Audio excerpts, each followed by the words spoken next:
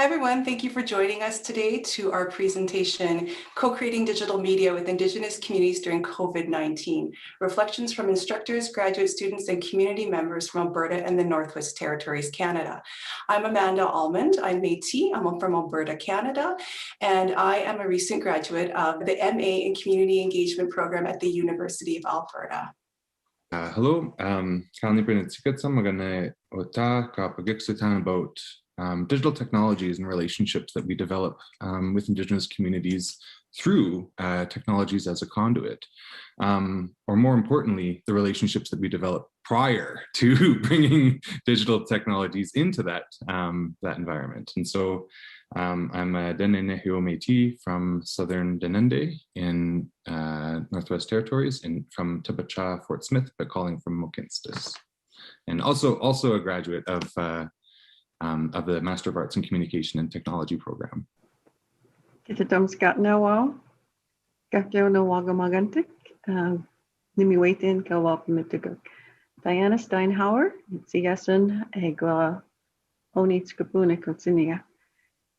I'm just happy to see you all, and I greet you all as my relative. And I'm Diana Steinhauer. I come from Saddle Lake Cree Nation, which is in Treaty 6 territory, and I'm involved as a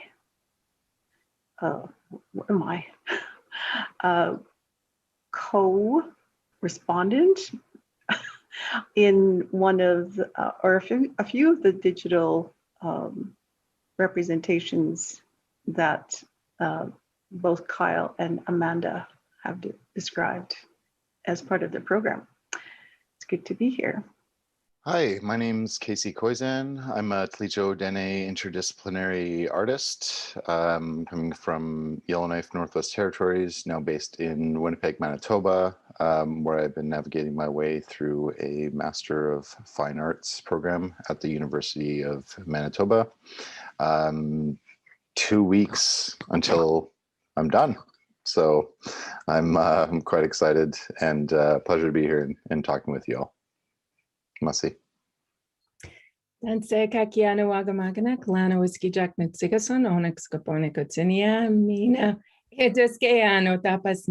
Mina, assistant professor in the Faculty of Arts and Women and Gender Studies. I'm also a scholarist. It's great to be here. Thank you. Dancing.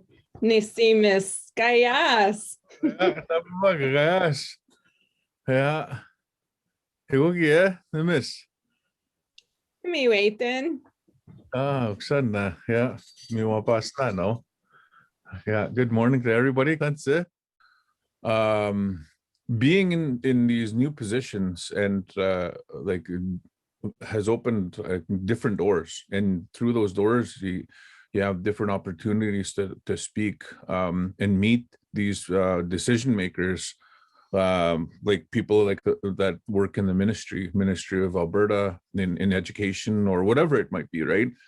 And I get to work with the Office of the Treaty Commissioner, and the Commissioner herself is Mary Culbertson.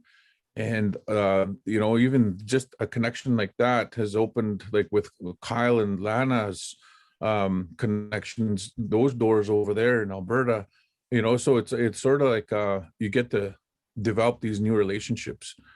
Yeah, hi everyone. Rob McMahon here, white settler Canadian, working in Treaty 6 territories, and actually I'm a first generation Canadian, so my parents came over from Europe. So my mom's from Sweden, my dad's from Britain. Yeah, so I work in the University of Alberta. I'm an associate professor in media and technology studies, and have the great privilege to work with many of you in different ways. Thank you all for joining, and yeah, that's me. Hi, everyone. It's my pleasure to introduce the We Are All Related Augmented Reality as a Learning Resource for Indigenous Settler Relations project on behalf of myself and Dr. Diana Steinhauer. What's augmented reality? Augmented reality is the addition of digital information to your real world viewer experience. So it's different than virtual reality in that virtual reality is meant to replace or approximate your real world experience. So with virtual reality, you put on goggles and you might feel like you're on a roller coaster, for example. But probably the most popular example for augmented reality is collecting Pokemon Go characters, where you're interacting with the characters in your real world environment. So augmented reality can tether digital stories to locations and build connections to present day places and experiences. And relationships and understanding can be built through the co-creation of augmented reality stories, as well as in sharing and experiencing the stories. The We're All Related AR project really focused on developing an AR story co-creation process. This is with Dr. Rob McMahon at the University of Alberta, Dr. Diane Janes, now at the Southern Alberta Institute of Technology, knowledge keeper Dr. Diana Steinhauer from Satellite Cree Nation, sculptor Stuart Steinhauer from Satellite Cree Nation as well, myself and Greg Wiston-Smith, who was a student in digital humanities at the time. And the We're All Related AR project, again, focused on that story co-creation process and doing so respectfully with knowledge keepers, storytellers, and elders. This project began and closed in ceremony. We started with a sweat lodge and we closed with a pipe ceremony. And the project was attentive to permissions, protocol, and ethics of both Satellite Cree Nation and the University of Alberta. So for example, we offered tobacco for protocol, as well as using ethics forums that were required by the University of Alberta's Research Ethics Board. We spent a fair amount of time on project governance, and we created a project agreement with governance principles, roles, and responsibilities for all members of the team. And this was informed by the OCAT principles and in consultation with Alberta First Nations Information Governance Centre. We also created a copyright transfer process within consultation with several colleagues. We really wanted to make sure that the treaty stories that we were recording, that the cultural information or cultural knowledge shared remained with Diana and Stuart, as this is collective knowledge that is being stewarded by Diana for future generations.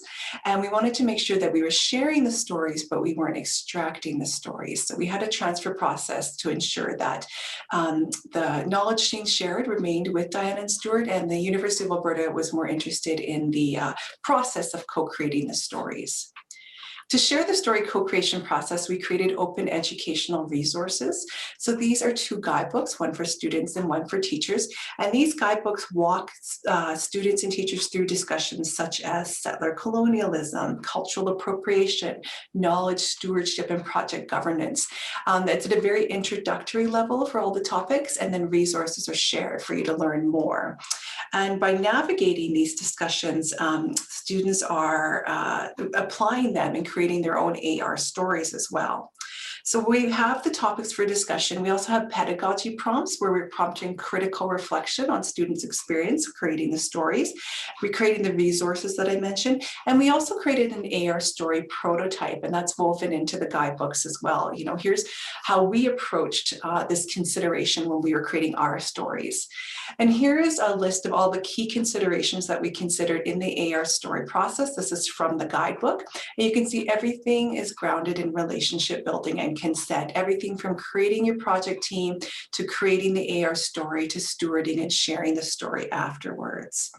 And we had the open educational resource guidebooks are peer reviewed by, thank you to Dr. Lana Whiskeyjack, Dr. Faye Fletcher, and Jennifer Ward.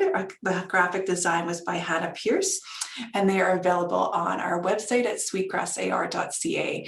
And I just wanted to mention that these resources were created for students and teachers, but they are meant to be flexible, and so that anyone who wanted to create an augmented reality story could use the information included, even a teenager that wanted to create a story with their cookum or grandmother. And as well, because they are meant to be flexible, our instructions aren't very specific. So we might say you need to consider what kind of protocol you might need to offer, but we can't offer instructions on what that protocol will look like, because that will depend on where you are and who you're working with. This is what our AR story prototype looked like. So this is a Treaty 6 marker sculpture that's in the building of Enterprise Square in downtown Edmonton. And so someone could scan the sculpture with an app on their phone, and it would recognize the cross feathers design at the front, and it would activate these title images. And if they tap the one that says "Ton say hello," you would then be activating an AR story of Diana welcoming you to the project. So we did pilot the story co-creation process in a graduate class at the Faculty of Extension at the University of Alberta. This class was offered online with 2 field trips. One was for a sweat lodge ceremony, and the other was to record Diana sharing the treaty story and interviews with Diana and Stuart out at Saddle Lake Cree Nation. And it was on one of the trip where we were recording the treaty story with Diana and Stuart. And myself, I am a descendant of Chief Pappas Chase, who signed an adhesion to Treaty 6 in 1877. And I was driving home and thinking, I can't believe I haven't heard this story before. I can't believe it's taken me so long to hear these stories. And I really wanted to share them with other people who hadn't heard them yet. So I proposed that I expand the AR stories, which were all at one Treaty 6 marker sculpture at the time, to other Treaty 6 marker sculpture locations and create a story trail. I was able to make that request with protocol in ceremony to Stuart and Diana, because it was absolutely vital that this was something they were interested in doing. And they agreed to support me and to guide me in that.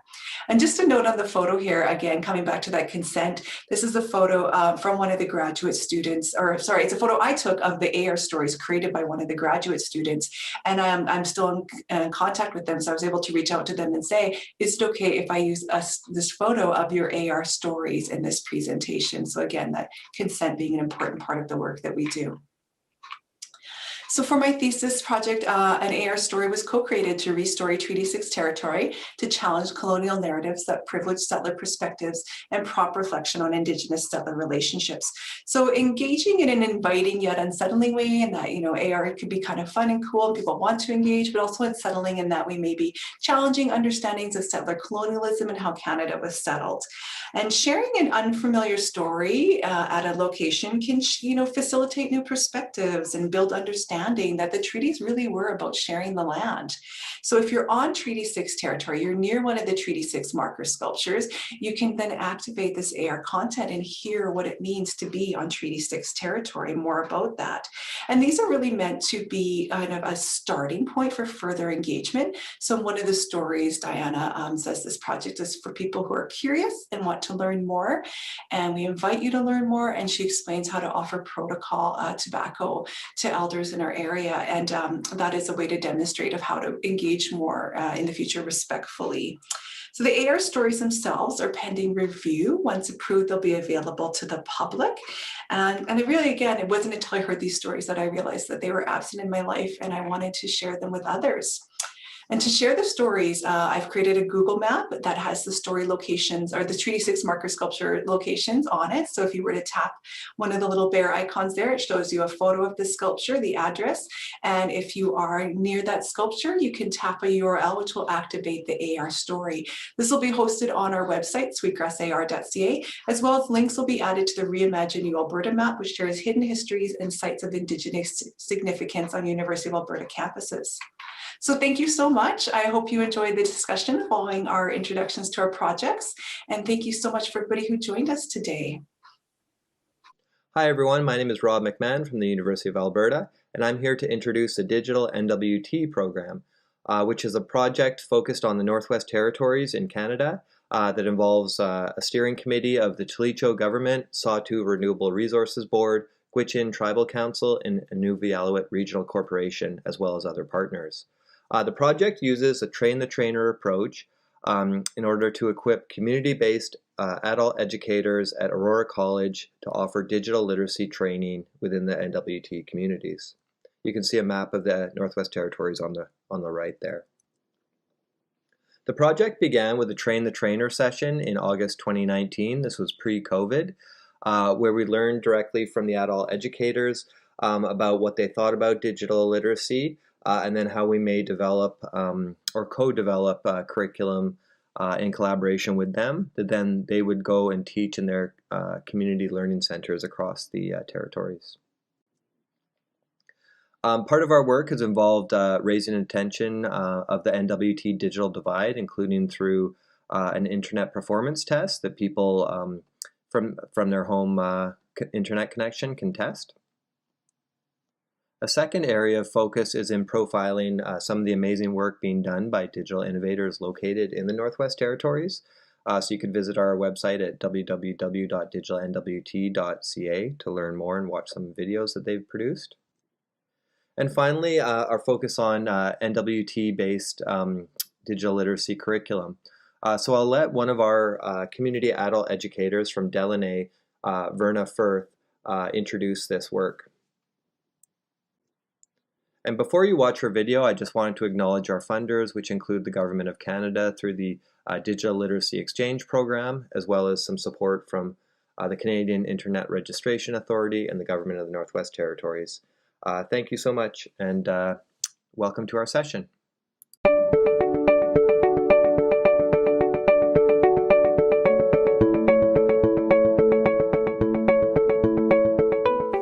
Hi, this is Verna. I'm on Great Bear Lake here, just taking a little break from fishing. I'm an adult educator at Aurora College in Delaunay, and I'm originally from Aklavik. I've worked and lived in the Sautee region for 30 years now, and this is my home.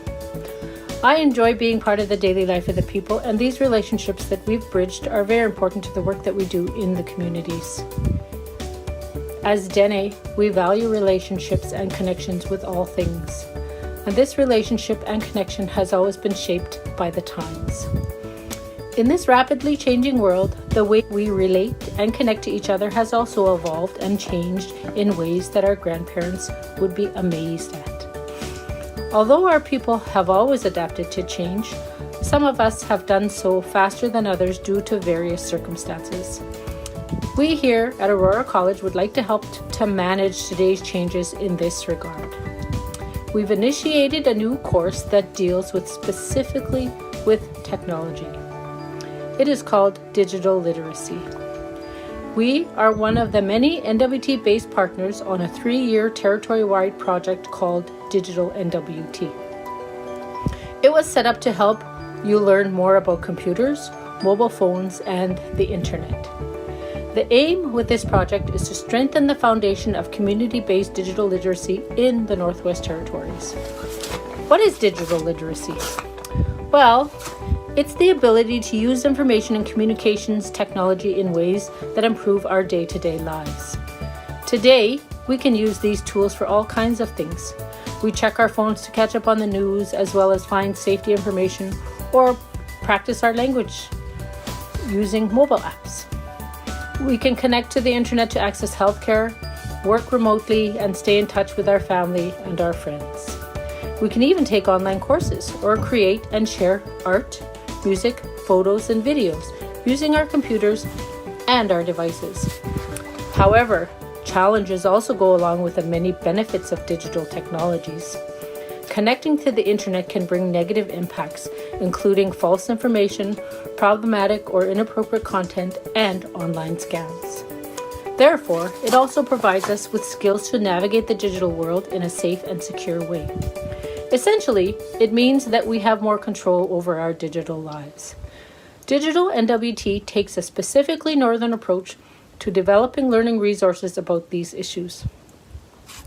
The team is working with the community-based instructors who will provide digital literacy training in all 33 NWT communities. Participants will learn how to use digital devices, browse the internet, manage data, and stay secure online. We are working to make sure the courses are engaging and features lots of hands-on practical activities, from creating your own digital stories to building a model of a community internet system. Course materials also highlight the successes of many NWT digital innovators who are using these tools in creative and interesting ways. At the end of the project, our local communities will have a customized digital literacy curriculum package that can be taught and updated on an ongoing basis. I'm excited about this because of the foundational skills it provides to help us thrive in the world of technology. Who's going to benefit from the digital literacy skills?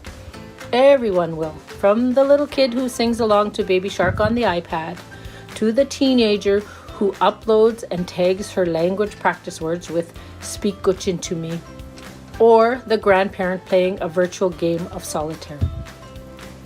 I'm involved with this project to make these kinds of activities accessible and easier to understand. There's a lot of information out there, and it can be overwhelming and confusing. It is changing all the time, and there are constantly new updates.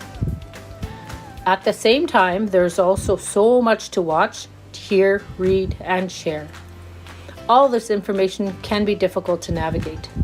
Digital literacy provides us with a compass. No one is born a digital expert. Just like riding a bike, we must learn how to use our digital devices.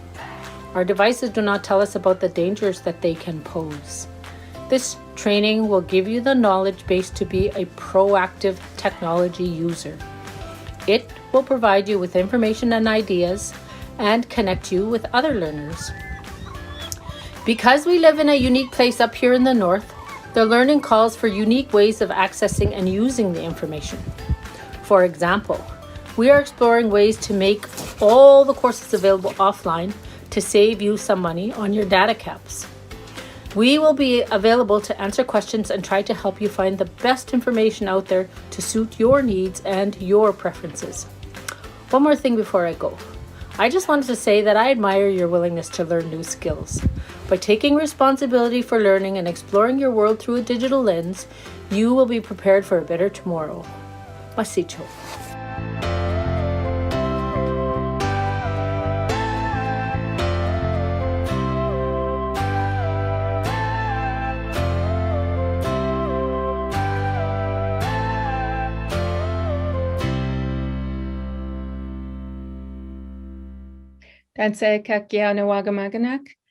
Welcome to our presentation on reconnecting to the spirit of the language. My name is Lana Whiskeyjack, and presenting with me is Kyle Napier. Thank you for the introduction, Lana. And I just wanted to also acknowledge the lands upon which the servers are situated for us to have these calls digitally. So just recognizing that Zoom has servers in both Toronto and in Silicon Valley, and so the Indigenous lands of which those servers are situated on. I wanted to begin to talk about the importance of our collaborative work with our relatives who also are research participants in offering them protocols and beginning in ceremony. It's really important that we grounded our ways to look at the spirit of Nahiawin and share the disconnections and have their feedback and offerings around the reconnection to the spirit of Nahiawin. So we are grateful for all those who contributed to this community, important community work. And before we began our community work, we actually borrowed from Indigenous scholars who set the precedent here, particularly Nehio scholars like Dr. Leona Makokis and Dr. Margaret Kovac. So both remind us that to set our work in Indigenous research methodologies. As well, Dr. Margaret Kovac reminds us that that both Lana and I are insider-outsiders in this work. We are Nehiyawak who are pursuing our own language revitalization kind of journeys along with working with those communities. Dr. Jennifer Wemigwan, also Anishinaabe Ojibwe scholar, reminds us that to treat digitized knowledges as though they were medicine bundles. So she refers to them as digital bundles. And then Dr. Glenn Coulthard also sets the foundation of us working in the grounded normative, which is an inherent Indigenous connection to land through epistemology and paradigm. This is another example of us reciprocating and giving back to community. So so part of my role in some of these community interviews was both as a recorder and a photographer, or just all around researcher, documenter. Well, according to Canadian copyright, if I were to take the photo, I would own the copyright, but we actually reattributed the copyright back to those that were featured in the photos. So Matilda Lewis is the person who's holding this small little birch bark canoe, which we were using as a bit of a talking stick in our circles. So Nehiyawewen is our language of this land. And we are reminded that as Nehiyawe people, we are people of 4 parts of this land. We are of this land. Land equals identity. And so it is important that, you know, the work we're doing is land-based, and that the disconnections to our language, that for our land has 3 roots that are Christianity, colonization, and capitalism. And so in order to reclaim our connection to the spirit of the language, we needed to return back to the land and the laws of the land, like laws of kindness, truth, courage, and sharing. And how we were able to braid all of these, the research work in reconnecting to the spirit of the language is looking at the history, identifying the systems that created the disconnection, but also looking at the history of from our own Nehiyawe epistemologies, identifying and understanding the harms, so therefore we can move forward in healing and reconnecting ourselves to the language, to the land, and to the laws, using those laws of the land to help us move forward in language revitalization.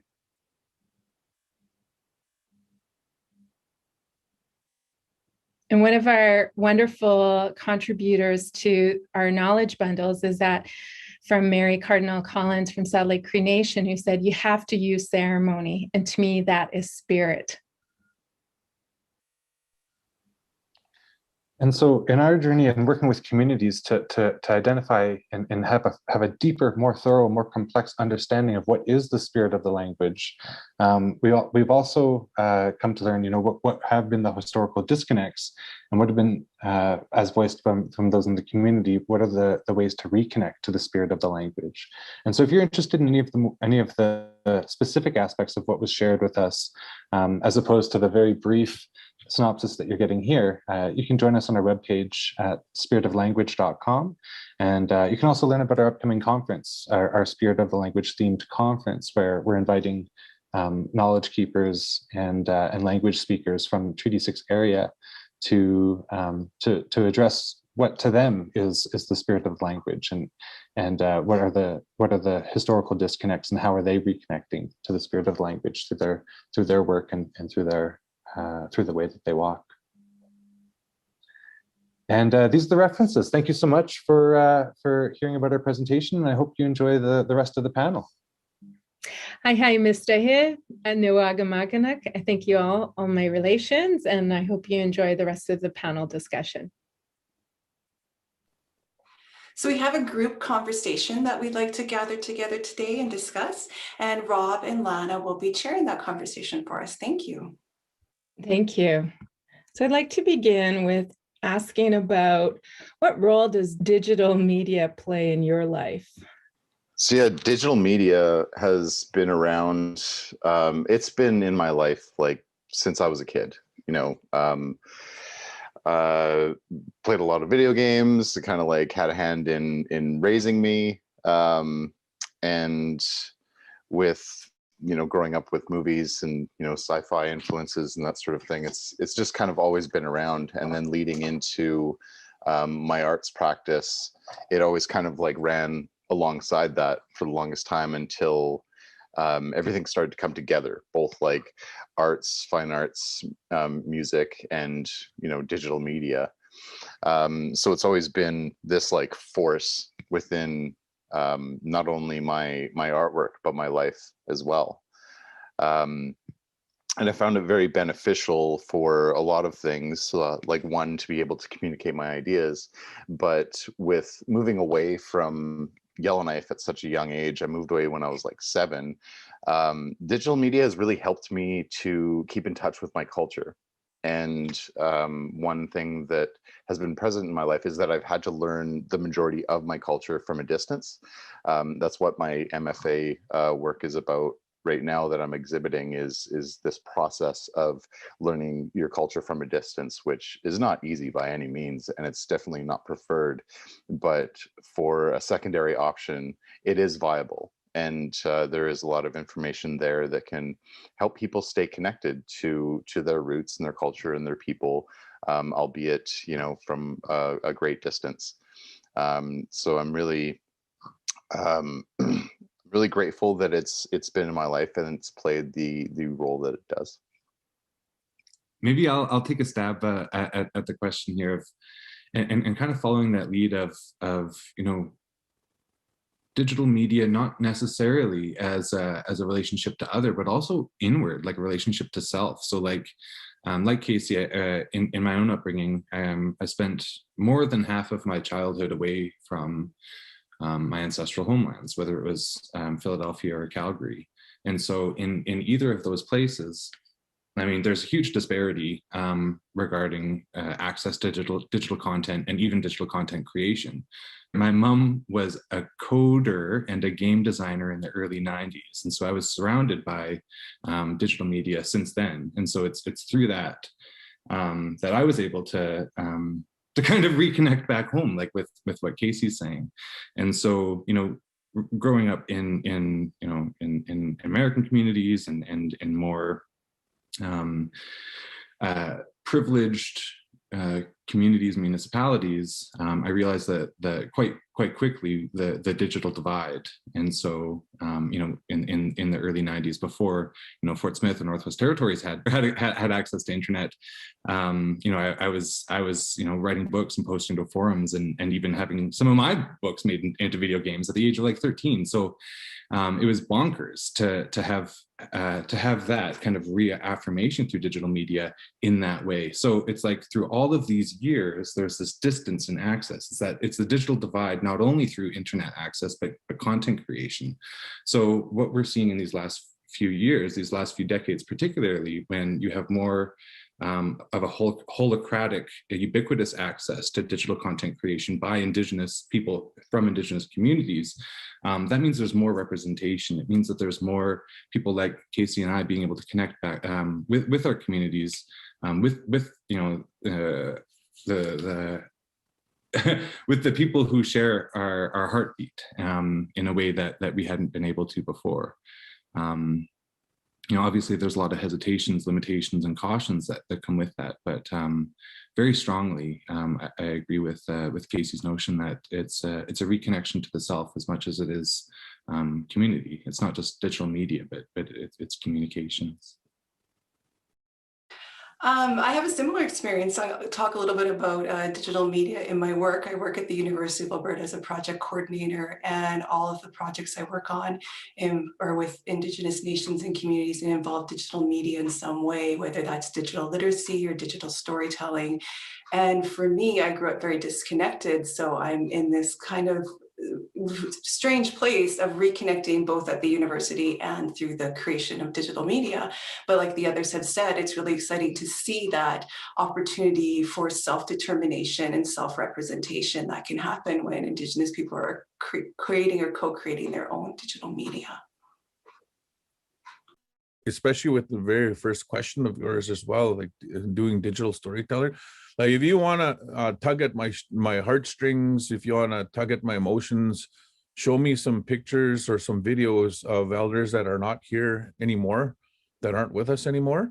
And just thinking about them even right now is emotional, because how much you miss them when they're not here, and how precious those little captions, those little videos, those little, little digital, well, I have to digitalize them now, right? But working with those and transcribing and listening to them and re-listening to them, and just, continuously going back to that little bit of knowledge that they had left. So their legacy does continue. There's so many great technologies right now. And I'm in no self-service country here, right? So we're trying to juggle these things, and in a way, the disconnection is nice, but also I see the I don't know, like I kind of like at the end of how far we've come through COVID right now. The skills are there, and then but we're not born with them. That's simple. They have to be taught, right? They have to be passed on by somebody that's a little more knowledgeable. But I'll really talk about the program and the successes that just happened like literally seconds ago. I quickly ran up, grabbed coffee, and my dad, who's one of the school elders, he's on the phone checking when it's gonna rain. He's telling me hour by hour. I'm like, hey, I gotta go out upstairs. He's like, 2 o'clock, it's gonna rain 60% to Maya, and he's telling me in Korean. So I'm like, okay, all right. So I ran downstairs to come log in here. But just before that, and again, it was a coffee refill that I ran upstairs for, and he said, the kids that are going to the immersion school right now, because a lot of them have online instruction, but the online instruction at grade level that they're getting, the kids at the immersion school are already doing times table, times division, and they're getting more complex. So already, and this is research, I've always said this, the reading and writing in English is gonna go like this to the provincial levels.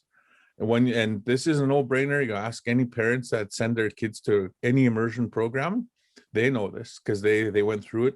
But the cognitive development is just like it's excelled, right? So you stimulate the brains of these kids, and it's like any kid. It doesn't have to be any special language, but it's the secret is to stimulate this brain in 2 languages. Really look forward to, and then talking to Siri in Korean, or talking, hey Google. And just a real quick funny story. I know you've been going on for an hour here, but I'm showing my dad how to talk to Google, and Google was happened to be visiting. And I said, hey Google, and then my grandma, huh? She turns around, she thought I said, hey Google. So my little son had a real good laugh about that. But anyway, it's like it's really interesting to see how you can teach the younger ones, and then they're reconnecting through Zoom, FaceTime, and really sharing, especially in this time where they have to be separated, where there's quarantine time, where there's bubbles, there's all these things and then they're really knowing how to press mute and then unmute, right? And so it's really cute to see Google and Mushroom really engaging, because they miss their family, and using this technology or whatever it is to stay connected, right? So again, there's so many good examples, wonderful examples, blitzing, multimedia, social media, that's free and accessible and could go viral just like that, right? So yeah, there's lots we can share. I love your questions. And then of course, I've never met Rob before, but I look forward to meeting him. But I know just Kyle and Lana alone would be able to do all of these questions and easily take that up. So, but thank you for the invite. Thank you for the invite. Sure.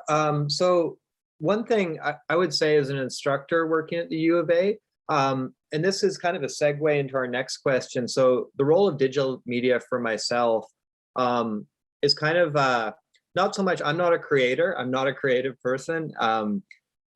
Rather, I see digital media as a tool for engaging with people, for working with people, to connect with one another, especially over distances, as we're seeing here with COVID. So as an instructor, I find that it's kind of an invitation for us all to figure out ways to work together in a creative way, right? Maybe if we're not necessarily artists or sort of professional producers, right? But it's a way to kind of connect, ask questions of one another, work collaboratively on something. And I've had the privilege of working with you in different ways, all of you on this panel actually right now, with digital media as a bit of a medium for doing that. So I just wanted to ask the group to reflect on that. Like, could you speak to the co-creation aspects of it? So digital media is sort of like a platform or a process where we can work together to co-create different things. Has anyone had that experience, or did you want to speak to that at all? And I think it's also important to know like how many people, especially through social media, people who come to these gatherings kind of extend the promotion, the teachings, the support through social media. So we've had people of course, people who were there physically there in the gatherings, but also how that circle kind of created that ripple effect of bringing other people into those circles through social media. I know I've worked with Kevin in recording a lot of our gatherings on the lands, from the dog sledding with youth to cooking to cleaning beavers with artists, and then of course the water gathering. And but how everything is so layered by supporting people's narratives within these spaces, and especially around the narratives of resilience and strength-based. We're tired of having and sharing the stories of our poverty and deficit. I mean, those are important too, but when we want to lift our children and bring them back into the circle of learning, it's so important that we share those stories, those cultural stories, those funny stories, those snagging stories, you know. And so, and Kevin, when you're on the land, you're so humbled, and it really does give you such good energy. So it's much different like than being inside. When you're outside, you become an expression of the land. And I think through our digital media and social media that we share when we're on the land, it resonates through that. I don't see the sad stories, at least it's staying in the sad stories. They may be mentioned, but it's always transformed when you are working on the land. And I see that through the work we've been doing with sharing the stories. So I wasn't sure if that's kind of was answering your question, Rob, but yeah. I can add to that real quick. It just reminded me of something. So when we're traveling, I love listening. Like we don't have cell service, but we got really nice phones, right? So that's so funny. But we have really nice phones. Geez, that's funny. Because we do, and what the heck do we need them for? Anyway, I like them because one, I get to use them for audio books, right? Listening to audiobooks or podcasts, and then also it keeps me in line if there's something that, because we're outside all the time, right? And anyway, this came up. This is something very amazing. And these kids were teaching them how to become financially literate. Okay, so there's going to be a couple of fundraisers coming up now that there's no snow on the ground. They're going to have a couple of fundraisers here. So there's economics that are taught. But the funniest thing was, and this was my point with the Starlink. So we're traveling, and all of a sudden there's perfect lights in one row, and I'm like, holy smokes, they're here, right? These aliens are here. And I quickly go back. I'm like, holy man, look at these stars. They're all here. What are we gonna do? You know, like I want to know what they are, what they look like, you know. And then of course, you know, you don't hear about these launches. We're not on the news. We never heard that these launches happened, but we knew about this Starlink. Anyway, so luckily the sky wasn't falling. That was the end of the world. It was like, wow, this is gonna be something different now, right? We've had this before, right? We had our relatives come here before, and even aliens, those wouldn't be considered aliens. They would be one of our relatives that are just down the block a little ways, right? So and we have words for them. And this unifies all of our clans going out to the East Coast. Mimiguisuak, they call them Mimiguisuak. They're small little beings, right? They're shy, and you all the way to Mi'kmaq Agi.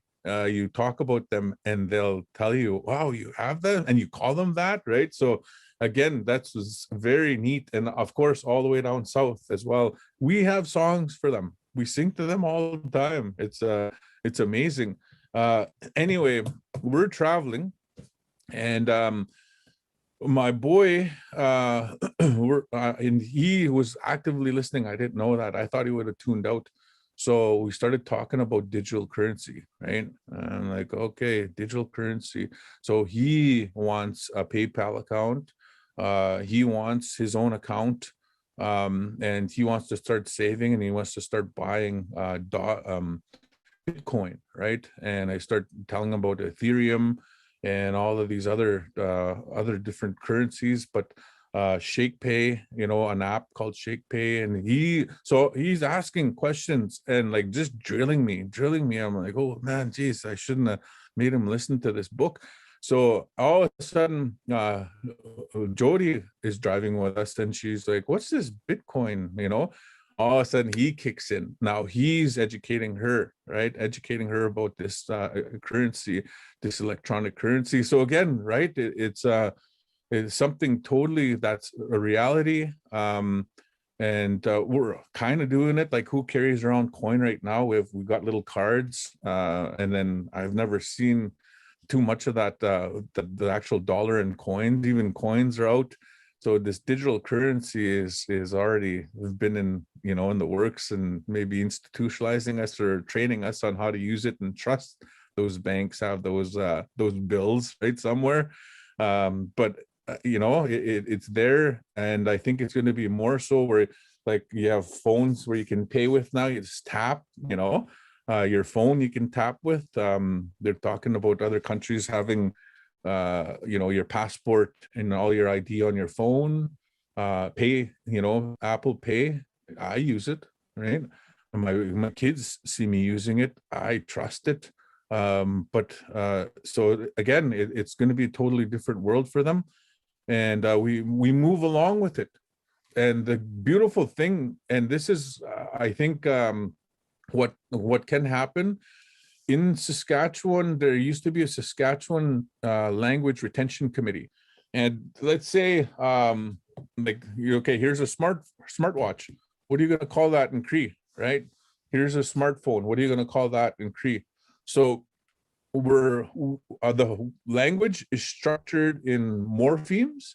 So you can use those old words to create these new words, right?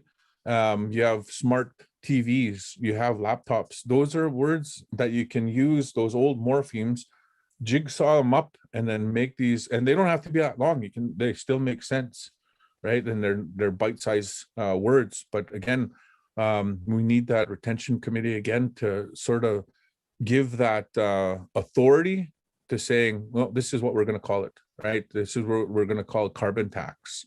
This is what we're going to call this bill, right? So again, we're not stuck in the teepees. Yes, we still have a teepee classroom, but like we use it as to guide us, you know, just like our relatives still guide us today, you know, but we're today, we have different issues, different things that we're dealing with.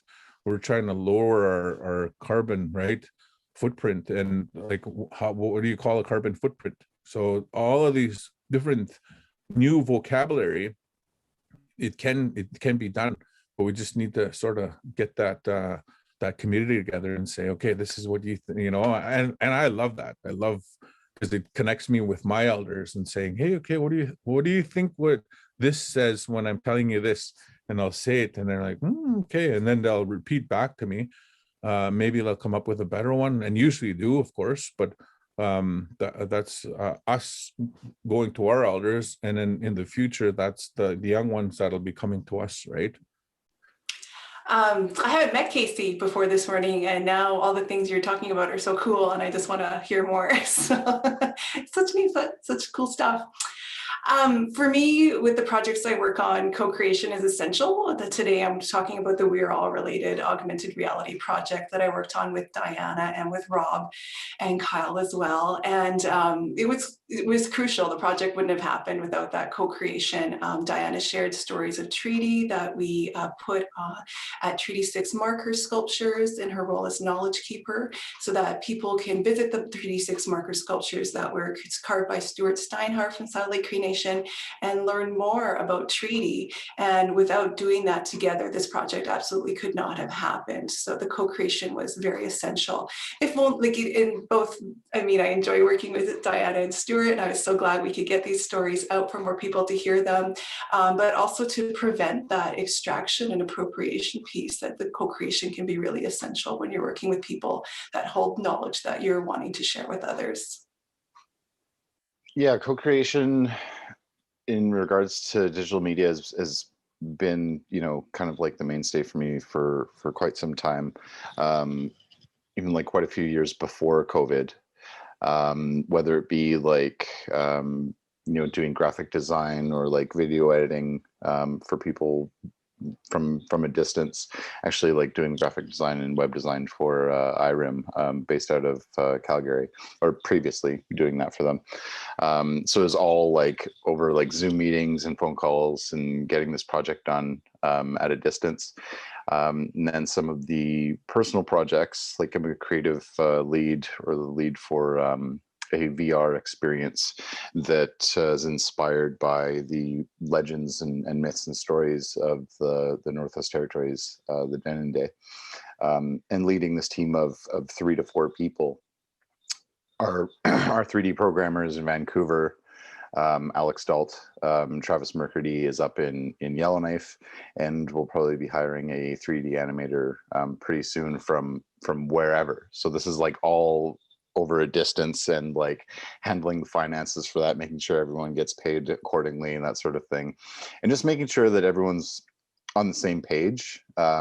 It can be difficult because like everyone has their own schedule, things kind of like drift here and there, but like, you know, the thought remains the same, and we're still able to work, you know, coherently with each other and be progressive, kind of like with our craft and our vision. But it can be difficult sometimes, just because it's like I am a person who's really enjoyed doing things myself and like being a one-man army sort of thing. But over the last like 5 years, I found that like the quality of your vision and your work can be so much better when you have a team. But then, you know, the teamwork aspect is something that you need to kind of be good at, and to be able to kind of navigate in a healthy manner. And I found that in this like COVID era, it's so important to like have these kind of like friendships and relationships in terms of co-production. And they only stretch like further and further. Recently being involved in this project with a producer from the United Kingdom. It's like this VR experience that is kind of like revolving around reforestation and like planting of like an acorn, and then it grows into like an oak tree. And all of this is done over you know, digital media, like Zoom meetings and emails and that sort of thing. I don't know if we're ever gonna meet in person, even like after we produce this content and it gets sent out to, you know, festivals all over the world and that sort of thing. But you know, who knows if we'll ever meet.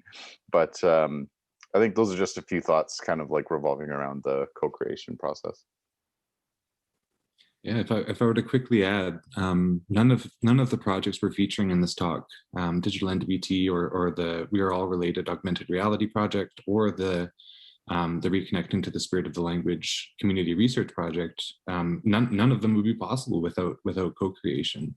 And so what I'm particularly interested in hearing from other people on is definitely around the critical aspects of co-creation. I think that the folks at NAISA will be, you know, quite aware and privy to what co-creation would look like. But what I'm really interested in this discussion is, you know, what are the challenges in navigating those discussions? So, you know, like you were saying, Casey, about you know, making sure that you have the right team and team efficacies.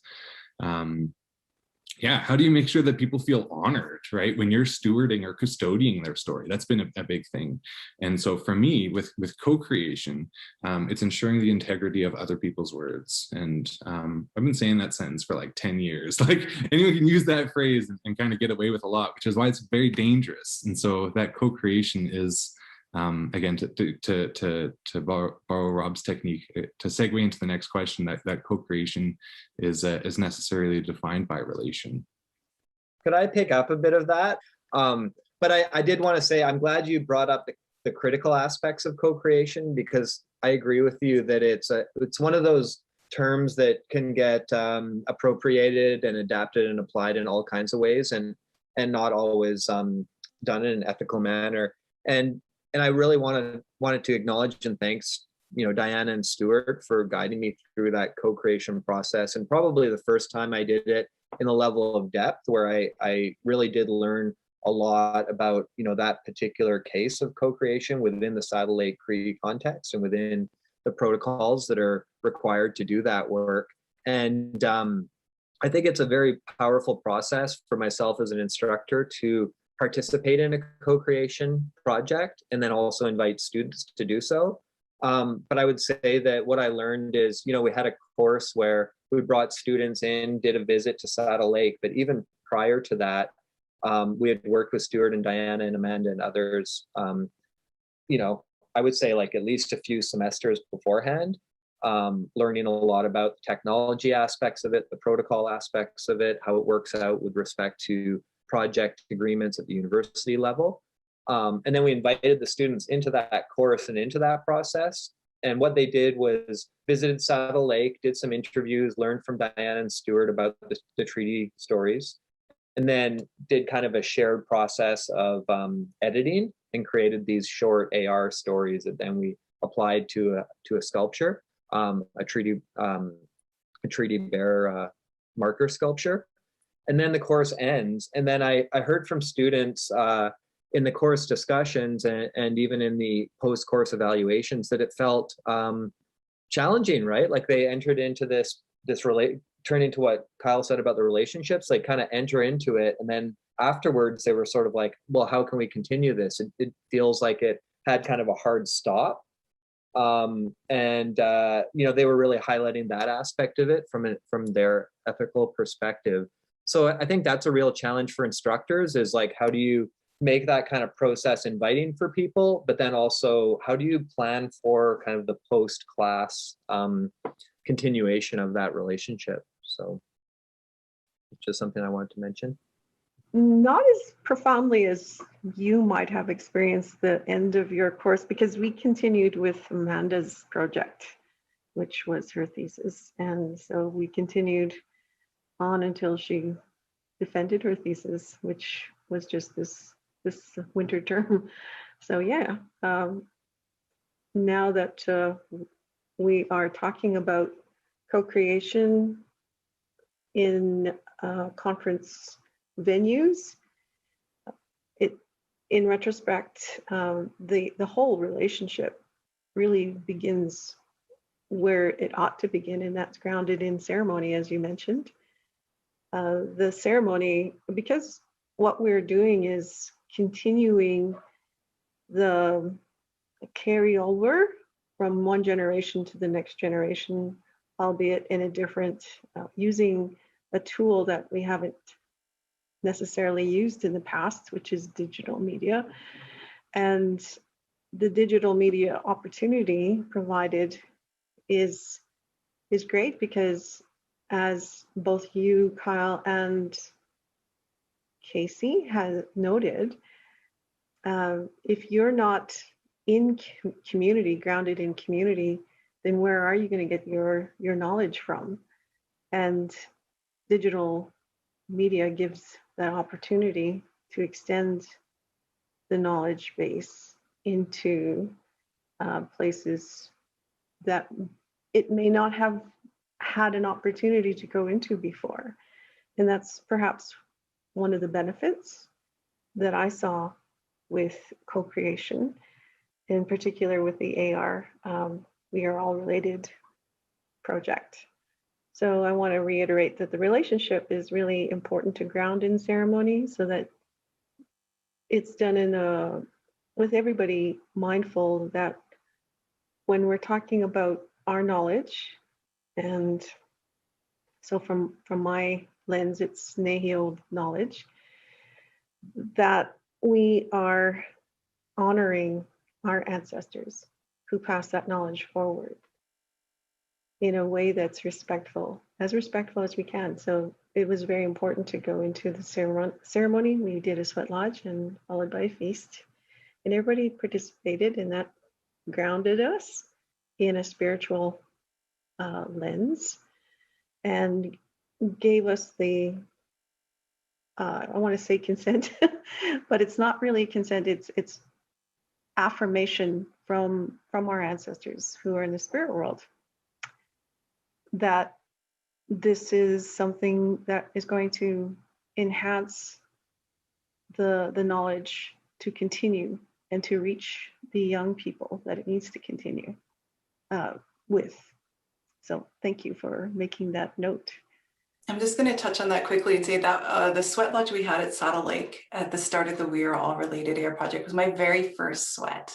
So it was quite, yeah, I've gone from there. And I also just wanted to touch on what you were saying earlier, Kyle, about accountability is the responsibilities that we bring. I think it was similar to what you were saying. We have responsibilities as a co-creator. And I know that for me, it's very much grounded in consent. So that's everything I do, whether it's, the project introduction that I'm going to share today, for example, that I'll have Diana take a look at it, make sure we're good with it, any changes and things like that as we move forward. But any decisions, any reflections on the project, things like that are done together and with the consent of everybody that is involved as well. Thank you. I think one of the, what each of you are sharing about the importance of relationship, not just to the self, but to the stories and to one another. And as a digital storyteller, it's very important that you learn how to hold your own story before you carry the stories of others. That's really an important teaching I've learned through this whole process. So just to extend that question to the others is, what role do relationships play in co-creating in digital media with your digital storytelling or your augmented reality stories? And how did COVID affect that work? As I mentioned before, it's important for everyone to kind of be on the same page, and for regardless of what kind of content you're creating or what story you're telling, that it's like rooted in respect. One of the things that I've seen since a kid actually is like the misrepresentation of Indigenous cultures in video games, where someone's culture or this aesthetic is being used by these big companies kind of to mimic the standpoint of Indigenous culture, but it's very stereotypical, and it still happens. Like it's amazing. Like people are getting better at properly representing Indigenous cultures, having that that level of authenticity there. I think Never Alone is probably one of the best representations of Indigenous or Inuit culture within a video game.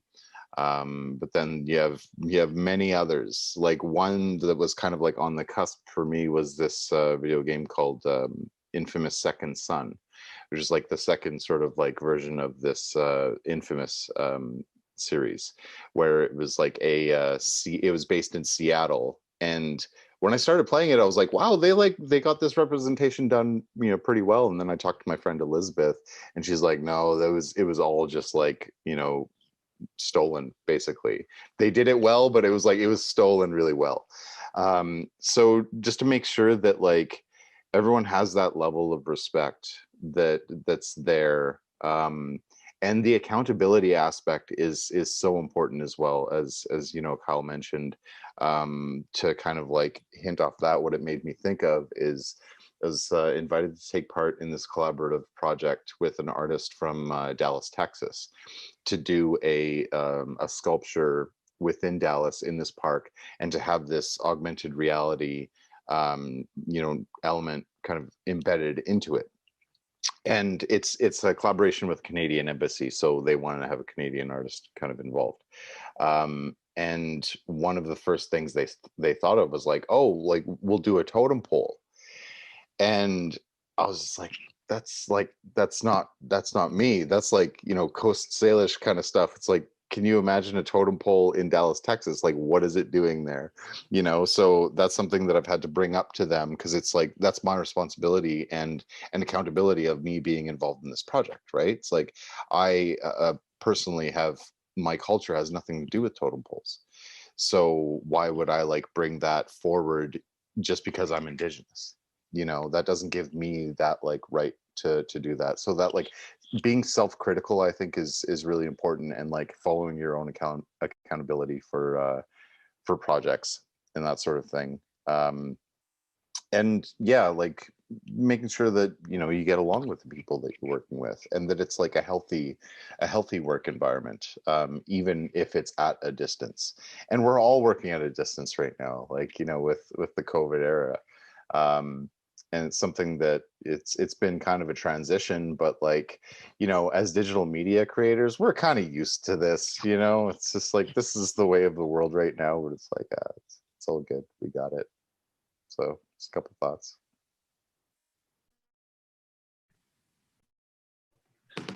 I want to add to Casey's example of the totem pole.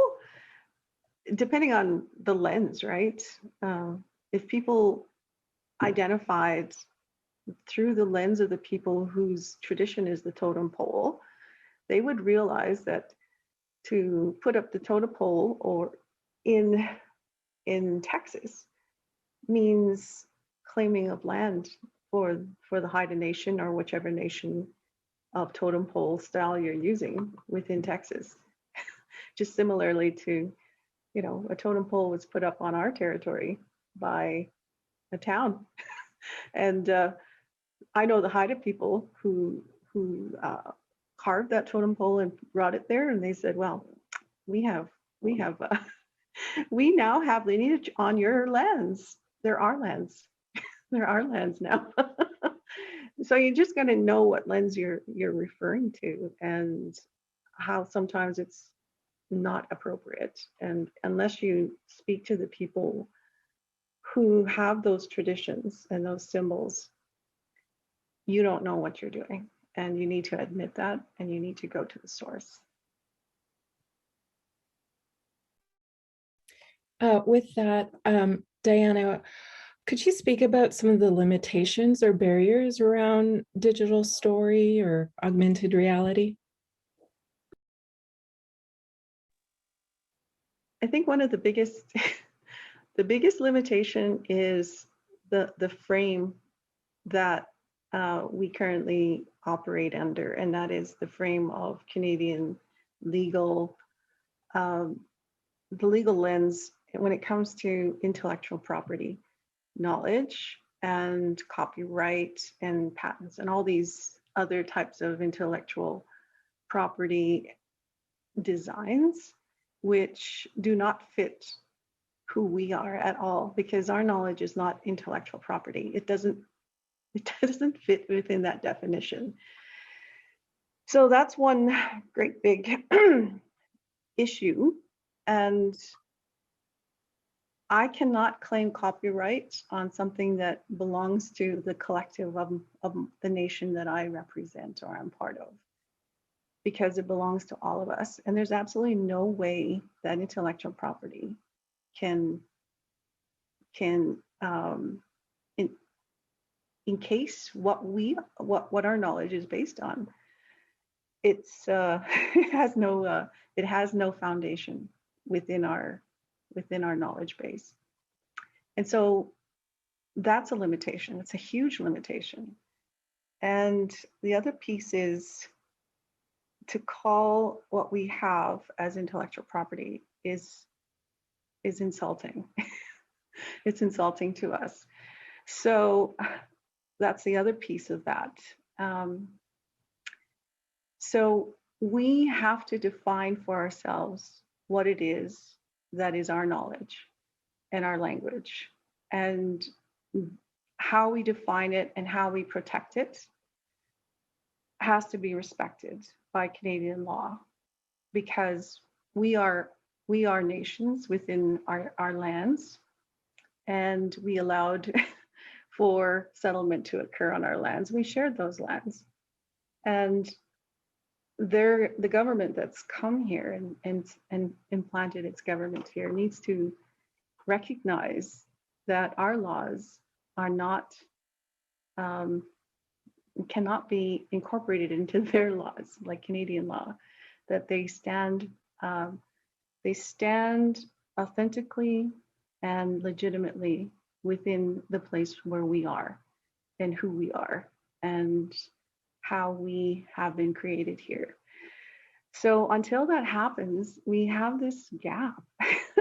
We have this huge gap, and it's a limitation, and it serves, it's a disservice to us to recognize that there's absolutely no protection of our languages and cultural knowledge at all within Canadian law, for instance. So it's really dependent on the relationship. So it goes right back to the relationship.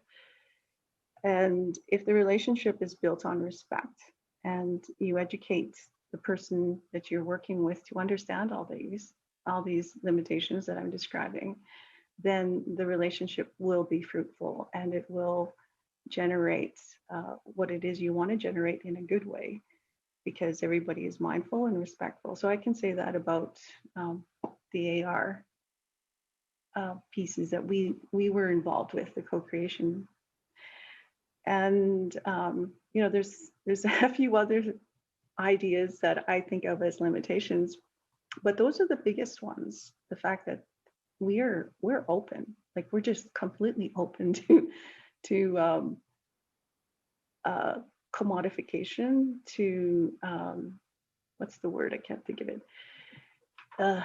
To appropriation and misappropriation of our languages and cultural knowledge, that we need to step up and ramp up the education. And that's why I participated in the AR. We are all related because people need to understand the nature of the truth of the nature of our relationship here on the land that we call Canada.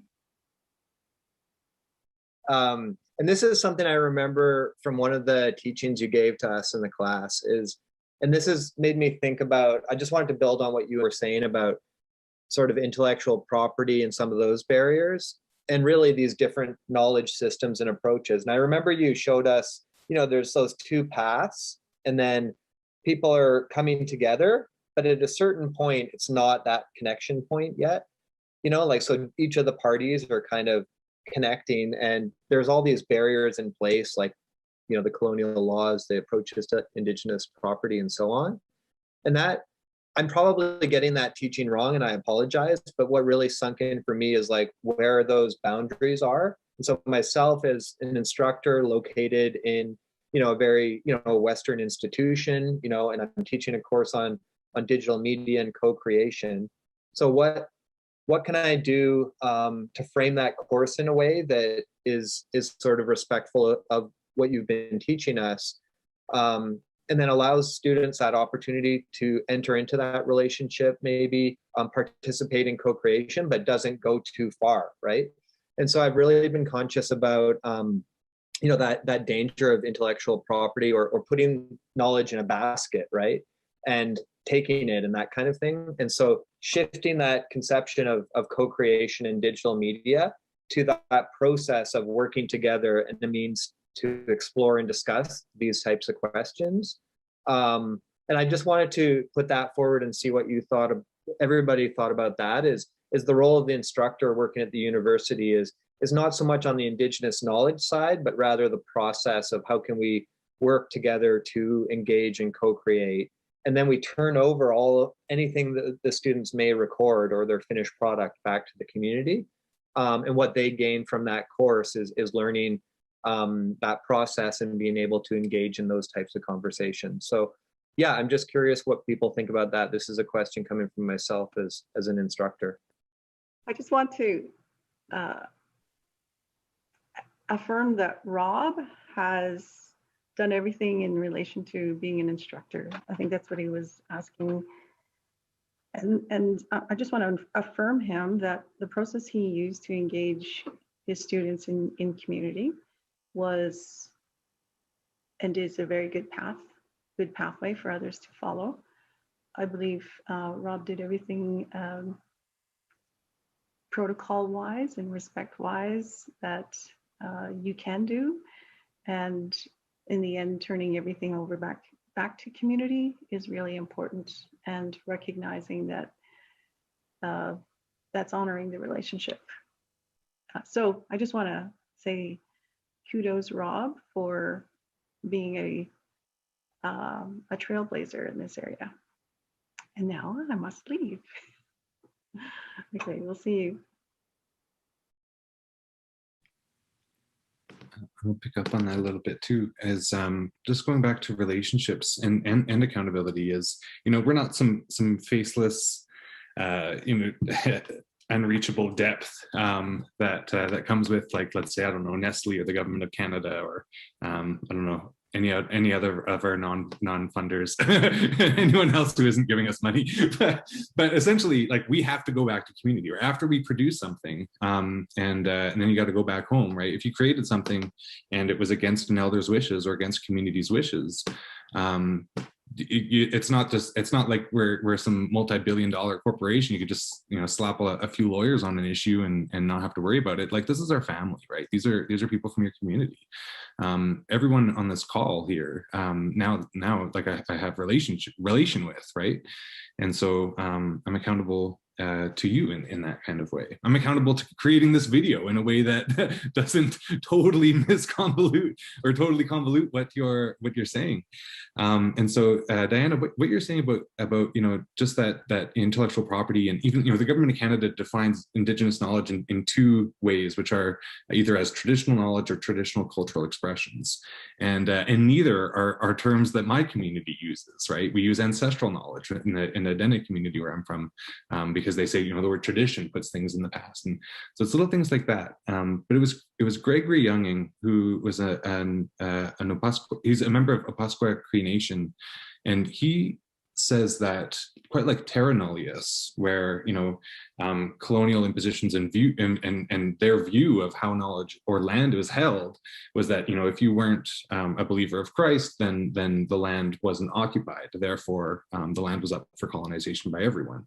Well, Gregory Younging then introduces the idea of narratus nullius, the idea that because there's no because it's community knowledge and not an individual's knowledge, right, that Indigenous knowledge sits within, it's therefore narratus nullius, or nobody's knowledge, which means that it's essentially up for exploitation by everyone. And like what you're saying, Diana, is that that co-creation, that collaboration, that appreciation is on one side of things, but it's counter to appropriation, and it's counter to exploitation, and it's counter to extraction. So there's I don't want to say like a barometer, because you can get things very, very wrong even in a collaborative way. And so just that, we're as much working away from historical and the historical legacies of exploitation and extraction against Indigenous communities. And that's better poised when coming from community members ourselves. Well, a lot of like digital media creation is done at a distance, right? And for me, over the years, it wasn't too much in my childhood and my teens, but like in my early adulthood and adulthood now, I find that I'm really susceptible to energy, like really susceptible to it. That's one of the reasons why I'm living in Winnipeg. Like, I can't live in Vancouver, Montreal, Toronto, because the energy of those places just doesn't vibe with me. And it matters so much when it comes to people. Like I mentioned Alex in Vancouver. I haven't met him in person before, but I feel that energy, like in between us, we just get along. When you get along with someone and like you meet them for the first time over Zoom and it feels like you've known them their whole life, like that's kind of what we have. So it's like this digital energy, right? But I find a limitation of that is like, there's something so important and valuable about personal energy, like sitting in a room with someone, sitting across a table with someone and actually feeling their like aura, their presence, like that. I feel like in Indigenous cultures, like that's really important as well. So not having that is, I find, like a limitation for everyone to like really like meet and be on the same page. It can sometimes be difficult within a digital realm. Also, like the more people you have in a project could make the project more powerful and the quality be a lot better. But at the same time, more people is more minds and more ideas and more talking, which could be problematic in some cases. Some people like to talk more than others, and you know, it could get kind of jumbled a little bit. And then sometimes within the final steps of bringing everything to fruition, some people might have these last minute ideas that can derail a project's sort of timeline by like a week or two. Even though it is like a really good idea, it's just like, I'm sorry, you know, we can't do this sort of thing. So I think those are just a couple things that have kind of have come up on my plate. Yeah, that's and it's, I guess, you know, we're over a year into COVID and the whole like doing things by proximity. It's like, you know, this is, you know, the new norm and everyone's just used to it by now. But man, do I miss travel. Like I would really like to be able to like continue to work on these projects in person with people. So I guess that whole like the mental side of thing is a whole other like limitation and barrier. That's for sure. Can I just add a little bit to that? Because I think we've seen that a lot with COVID as more things move online. I completely agree with everything you said, Kyle. It's like, it opens up more possibilities for co-creation, but at the same time, there's differential levels of access to devices or bandwidth. And, you know, one of the big ironies, like in some of the communities you're talking about, Kyle, like up in Polituck, like people have to pay more for their data caps, the more bandwidth they use. And so you can maybe have a Zoom meeting, but it's like, once they hit that bandwidth cap, they're going to be paying more. So it's almost like this affordability access divide where the more people participate, the more it costs them. So I just wanted to highlight that we just, yeah, the digital divide aspect of it. And then also audio being a really powerful tool, right? So we talk a lot about digital storytelling, but there's radio, right? Radio is low cost. It's, you know, we can see with the popularity of podcasts that there's also these other mediums. So that was one way, as well as the physical things that you were saying that you were sending, like the printed copies and stuff, but also like, you know, ways to reach people through audio as well. Just wanted to note that. Yeah, well, traditional mapping, right? And also sacred sites. And even going as far as commissioning places that these events happened, right? Like it was a horse dance that we're at, and here's a real long kind of like a there's a couple of islands that are on Minnestickwin Lake and Sukskawaisik, and there's a long story that goes with that, where one of our relatives was taken from one of the horse chiefs and these wild ponies that lived forever just below south of us. And you can Google Bronson Lake wild horses, but one of them, there was an Ogama there. And as the story goes, they come in human form, and they're that powerful, some of these, where they just meet as spirits. And they met as spirits, and they eventually had twins. And these twins are these Nisutiog Atampiwatamok, they call them underwater horses. So now the beauty of this story is we should not try to pollute this lake. We should not try to dump anything. We should actually respect this, because half of our relative is in this lake. Those fish that are in that lake are for us. Those plants and those moose that come and drink out of that lake those medicines that we pick out of that lake, we should keep them so there's responsibility, you know, there's conservation. And a cooler thing too is, and we do make bows, we do make canoes, we do make all these different, you know, usable items. And we go and GPS, you know, these sites, and we go and this is an old trick. We didn't know that. And I don't know how or what you would call this, but you would purposely go to a place where the bow woods are good, or the arrow shoots are really good, or a tool, a wood that you might need for birch shoes or canoes. And you purposely go and prune trees, and you prune that area for generation after generation to go to those places. And we're starting to find those places. And then you'll see switches like this, markers that a long time ago, somebody went and then just marked that place.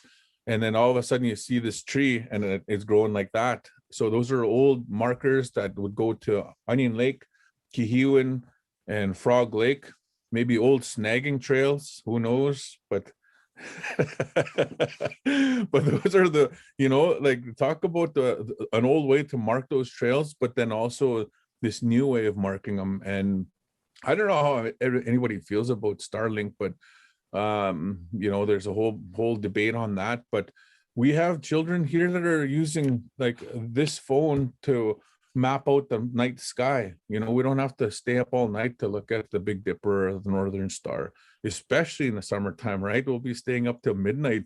But like there's a whole bunch of stories that are written up there.